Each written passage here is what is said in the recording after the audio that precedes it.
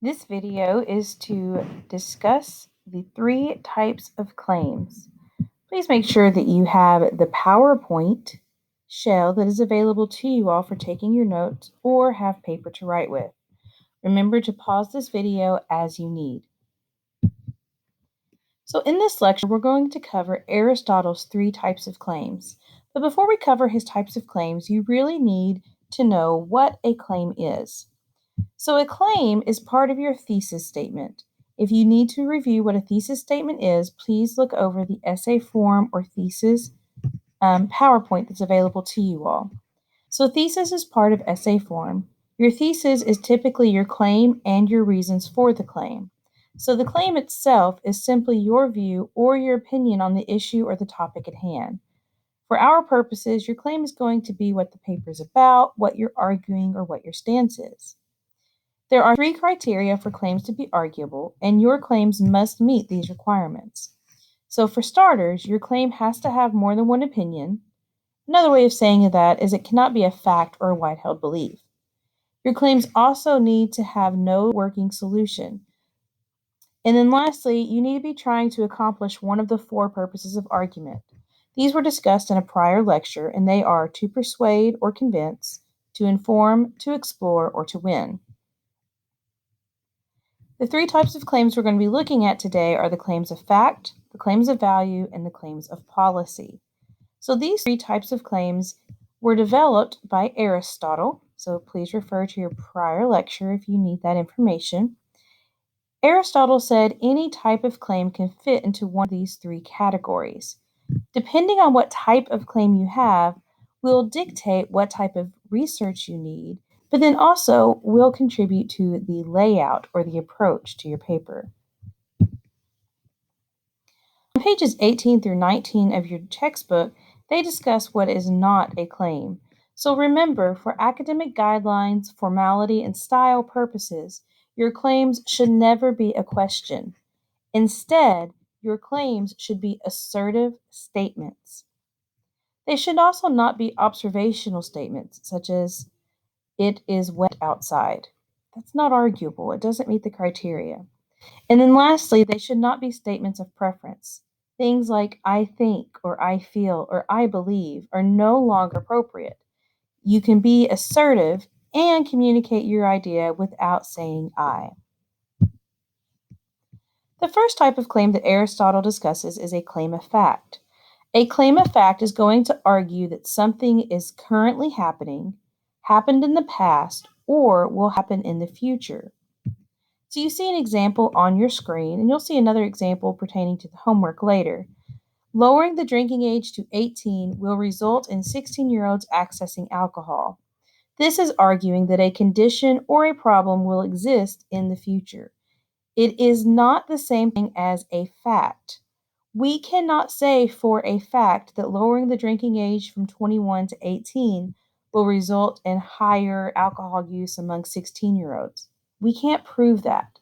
Instead, it's what we call is an inference. We are taking the information that we know currently and applying it to the future. So in this instance, we're taking our knowledge that right now, with the drinking age being 21, 16-year-olds are drinking alcohol. Therefore, if we go to the future and we move the age down to 18, even more 16-year-olds will be drinking alcohol. So an inference is like an educated guess or an interpretation of data. Its actual definition is a statement about the unknown on the basis of the known, which again is an educated guess or a hypothesis. Claims of fact can be divided into two different types. A claim of fact is either going to be arguing a cause and effect, such as the example on the screen of lowering the drinking age, or it's going to be arguing a definition, such as what is art or what is good. Those would be arguing a claim of fact. Remember, claims of fact are not the same thing as factual statements. Factual statements are verifiable and proven. It's the truth. It's backed up by research over and over and over again. An inference is a guess, an educated guess. On the screen in front of you, you have two examples of a claim of fact. Please take time to read over those. Pause the video here if you need to, and think to yourself, out of each of these samples, what is factual, what is proven, and then what is being inferred. I'm going to keep talking, but at this moment, go ahead and pause, think through those questions, and then resume the video when you're ready to discuss the answers. In the first example, excessive television viewing has caused a steady decline in the reading ability of children and teenagers. What is factual? We could probably prove that kids and teenagers today watch more TV than they used to. We could probably prove as well that there's been a decline in reading ability. Those two are facts. What is inferred is the relationship between the two. We are making a cause and effect argument. There are other things that could have potentially led to the reading ability of children declining.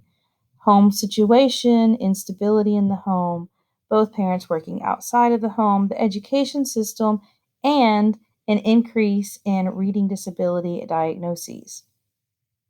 On the second one, due to the use of computers and programs such as Microsoft Spell Check, the average rate of spelling proficiency is lower than it was 20 years ago. Fact. We use computers. Fact. Our programs, by and large, have autocorrect or spell check. Fact. Spelling proficiency is lower than it was 20 years ago. Inferred. The connection between the programs and spelling deficiency. There could, again, be other contributors. We are arguing a cause and effect. The cause of spelling deficiency is or are technologies such as spell check and autocorrect.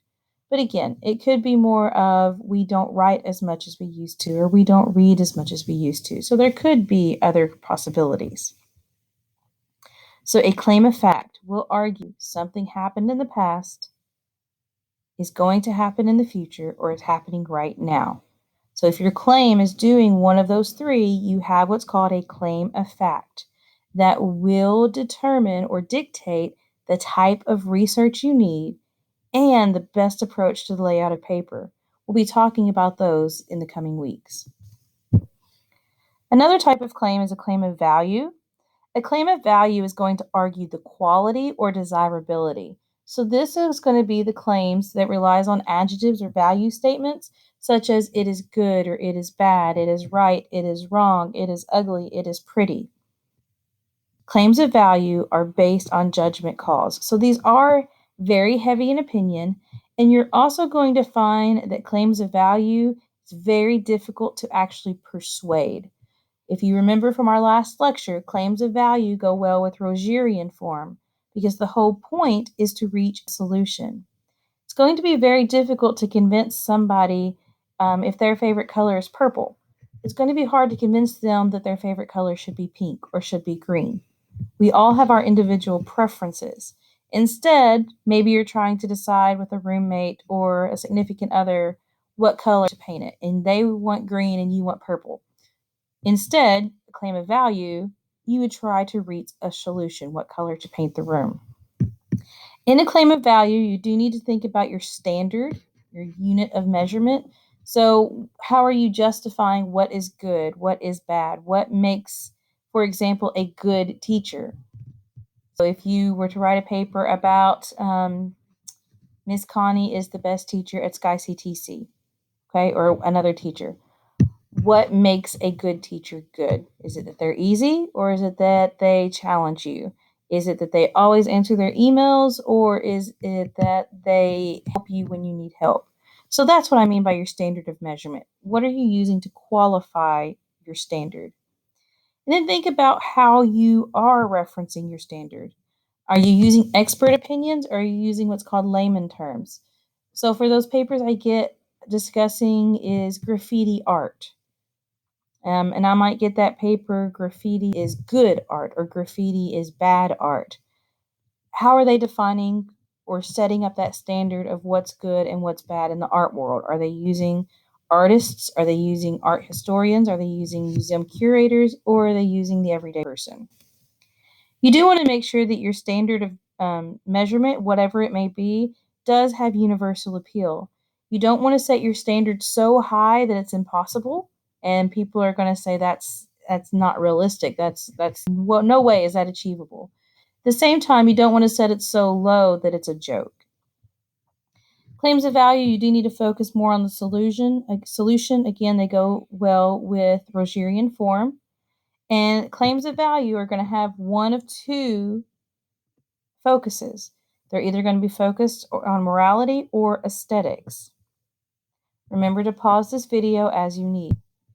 So claims of value about morality, these are more of the hot button issues, the social injustices, civil rights, those type of societal movements.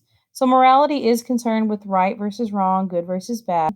These are often going to be your religious or philosophical debates, and these are going to be your highly, highly debatable topics where there's no set answer. There's no clear, for some people, no clear direction. But really, these are going to be the topics that, as a culture, as a society, you will never get everybody to agree on. Everybody has their own moral or ethical code, religion aside. So if you're religious or if you practice a certain faith, then your code of conduct, your code of ethics, your morals might be founded in that religion. But even people who don't have a religion still have an ethical code or a moral code that they follow. It's very difficult to persuade somebody that their moral or ethical code is wrong or inaccurate. Instead, what you really want to try to do, again, is reach a compromise or a solution. So these are going to be that issues in society, things like abortion, pro-life, pro-choice. There's 100 gray degrees in between. Now, that's not to say that if your topic is abortion, it's automatically a claim of value. You could have the topic of abortion and have a claim of fact. So, a lot of essays that I receive that are about abortion are actually claims of fact because they're arguing the definition. When does life begin? Right? Defining life. That falls into a claim of fact category. It's not a claim of value based on topic. And that's one of the biggest issues students have at this part in the lecture. Your topic does not dictate what type of claim you have. I can pick a highly touchy topic such as abortion, and that doesn't mean I have to have a claim of value. As I just gave you the example, if I have that topic, but I'm arguing about when does life begin, if I'm defining the moment life begins, whether it's at conception, at the first heartbeat, at birth, whatever that may be, that falls as a claim of fact. Now, if I were arguing abortion is wrong or abortion is acceptable, then it's now a claim of value. To take it a step further, we haven't got there yet, but to keep this focused on how your topic doesn't dictate, our last type of claim is a claim of policy. So if my topic were abortion and I'm arguing about the law and I'm saying abortion should not be allowed at this point or abortion should be allowed at this point, that is then a claim of policy. So keep in mind, just because the topic may be morally based or may lean towards a claim of value, you have to pay attention to your claim. The other type of claim of value is aesthetics. These are not as touchy as the moral ones. Aesthetics has to do with more with beauty and fine art. I primarily see claims of value aesthetics dealing with graffiti as an art form. And the example there is actually missing a word, so I'm going to add it in on your video. Tagging is not a good form. I don't know how that got deleted. There you go. Now it's correct. So I'm giving a judgment call. Okay, you're just saying it is a good form or it's not a bad form. And again, thinking about who am I going to use to define good art versus bad art. The last type of claim is a claim of policy. A claim of policy is going to argue for a change. It's going to argue to add, change, remove laws, policies, or practices. Most often it has to do with actual written law or written policies, but it can also be about societal laws or societal policies. So those kind of unwritten rules of our culture or of your country or of your family even. So those are going to be your claims of policy. A claim of policy will tend to have a call to action as its clincher because you're